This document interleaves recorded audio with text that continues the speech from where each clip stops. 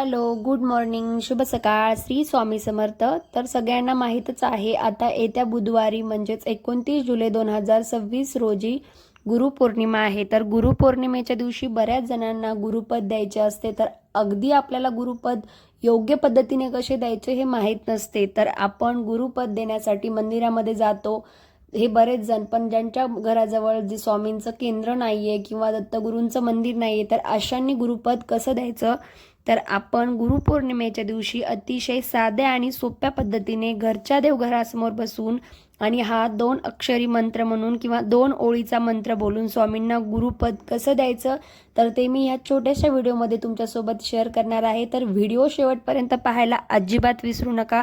यामध्ये तुम्हाला कळेल की स्वामींना गुरुपद कसे द्यायचे, गुरुपद म्हणजे काय, गुरुपद घेऊन आपण ह्या गुरुपौर्णिमेपासून तर पुढच्या गुरुपौर्णिमेपर्यंत स्वामीची सेवा कशी करावी आणि ती सेवा केल्यामुळे आपल्या जीवनातील अडचणी, अडथळे, काही दुःख वगैरे असेल, जीवनात नैराश्य असेल, तर ते नक्कीच दूर होईल.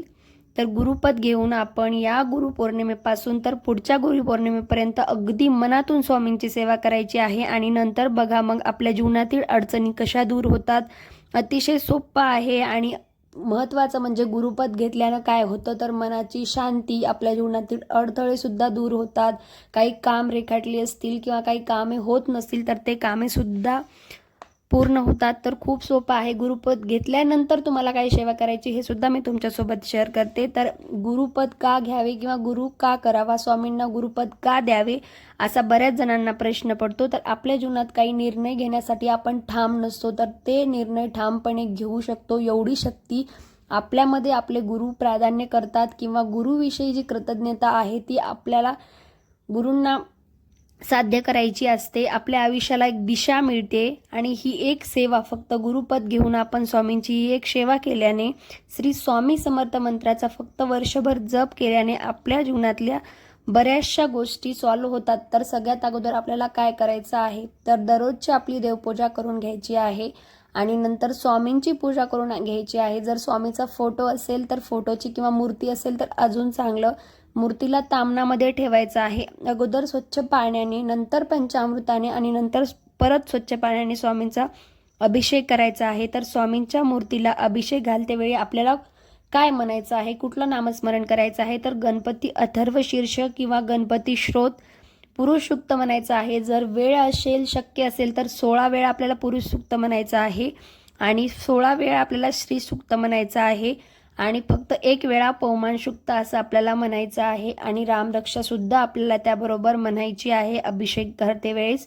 रामरक्षा का म्हणतात, तर बऱ्याच जणांना रामरक्षा मराठी आणि संस्कृत दोन्हीमध्येही वाचली असेल तर त्यांना माहीत असेल. रामरक्षेमध्ये आपल्या शरीराच्या प्रत्येक भागाचं, की रामाला असं प्रार्थना केली आहे की माझ्या शरीरातला प्रत्येक अवयव व्यवस्थित हो.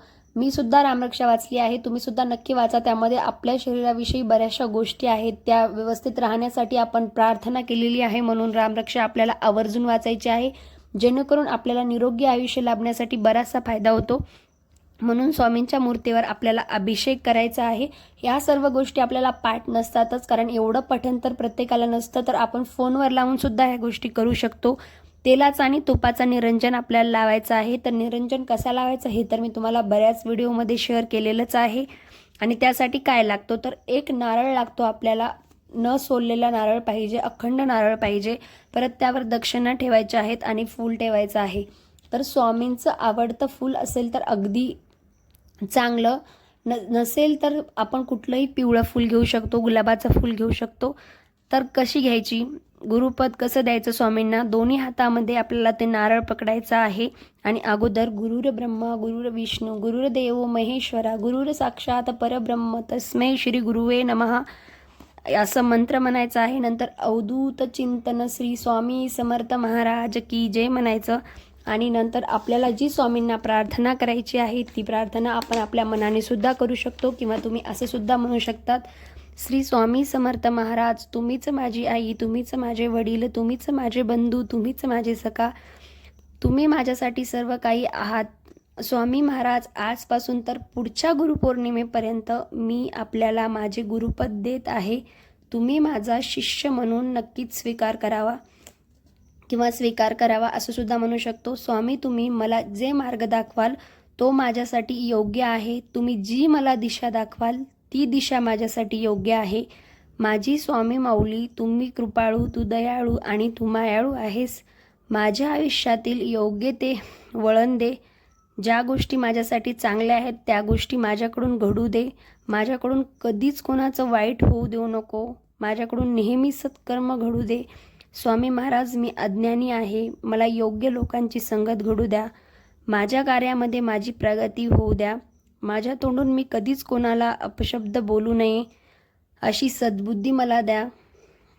माझ्या हातून कधीच कोणाचं वाईट होऊ नये, वाईट कर्म घडू नयेत अशी सुद्धा मला सद्बुद्धी द्या. स्वामी महाराज, माझ्याकडून काही चूक झाली असेल तर मला क्षमा करा आणि माझ्याकडून अशा चुका परत परत होऊ नये असा सुद्धा मला आशीर्वाद द्या. तुमची साथ कायम माझ्यासोबत राहू द्या. माझ्यावर, माझ्या कुटुंबावर तुमचा कृपा आशीर्वाद असाच राहू द्या आणि तुम्ही नेहमी माझ्या पाठीशी उभे राहा असं स्वामींना आपल्याला प्रार्थना करायची आहे. त्याचबरोबर आपल्याला स्वामींना असं म्हणायचं आहे की माझ्यावर व माझ्या कुटुंबावर तुमचा नेहमी आशीर्वाद असू द्या. माझ्या जीवनातील काही अडथळे असतील तर ते अडथळे मी निर्विघ्नपणे सोडवू शकेल किंवा त्या गोष्टीचं प्रॉब्लेमचं सोल्युशन मी करू शकेल असं मला आशीर्वाद द्या असं तुम्हाला स्वामींना प्रार्थना करायची आहे. आणि परत घरात कोणी निरोगी वगैरे असेल तर त्याचं आरोग्य ठीक राहावं यासाठी तुम्हाला स्वामींना प्रार्थना करायची आहे. आणि नंतर जो नारळ आहे तो नारळ आपल्याला स्वामींना अर्पण करायचा आहे, महाराजांच्या समोर ठेवायचा आहे. आणि आपण जे स्वामींना अभिषेक घातलेलं जे पाणी आहे किंवा जे तीर्थ आहे ते अभिषेकाचं तीर्थ आपल्याला ठेवायचं आहे प्लेटमध्ये, ज्यात आपण तामणामध्ये, तर तामणातलं तीर्थ आपल्याला एक उजव्या हातामध्ये 2 पळ्या तीर्थ घ्यायचं आहे आणि आपल्याला ते तीर्थ घेतल्यावर एक मंत्र म्हणायचा आहे. अकाल मृत्यू हरणम सर्व व्याधी विनाशनम सद्गुरु श्री स्वामी समर्थ महाराज पादोदकम तीर्थ जठरेधार यागहम शिरशोधार यागहम असा मंत्र आपल्याला म्हणायचा आहे आणि तीर्थ आपल्याला प्राशन करायचं आहे. तर एवढं बोलून स्वामी आपले गुरु झालेले आहेत. तर अशा पद्धतीने आपण घरच्या देवघरासमोर बसून गुरुपद स्वामींना देऊ शकतो, स्वामींना आपले गुरु करू शकतो. तर स्वामी गुरु आपले अशा पद्धतीने होऊ शकतात. तर तुम्हाला सुद्धा जवळ मठ केंद्र वगैरे नसेल तर अशा पद्धतीने तुम्ही घरच्या घरी स्वामींना गुरुपद देऊ शकतात. आणि स्वामींना नंतर नमस्कार करायचा आहे आपल्याला. आणि आजपासून तर पुढच्या गुरुपौर्णिमेपर्यंत आपल्याला दररोज स्वामींची सेवा करायची आहे. तर ती सेवा कशी करायची तर ते मी तुमच्यासोबत पुढच्या व्हिडिओमध्ये शेअर करतेच.